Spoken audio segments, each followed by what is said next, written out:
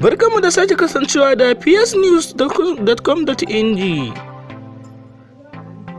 Da duminsa an bindige wani mutum a kotu yayin da ya yi ƙoƙarin tseratar da fursunoni. Jami'an ɗawa sun ɗirga wani mutum dalma a ƙafa yayin da ya yi ƙoƙarin tseratar da fursunoni da suka kama a kotu a Lagas. Ana zargin mutumin abokin aikin fursunonin ne, shi yasa ya yi ƙoƙarin taimaka musu su tsere tare. Ayada mai magana da yawun hukumar gidan gyaran hali ya tabbatar da afkuwar lamarin. Jami'an hukumar gidajen kula da gyaran hali sun harbi wani mutum a babban kotun jihar Lagos da ke Tafawa Balewa Square TBS.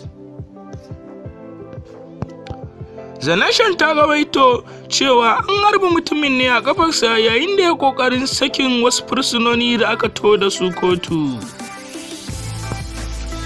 Ana zargin yana ɗaya daga cikin abokan aikin fursunonin da aka kawo kotu domin ci gaba da sauraron shari'arsu.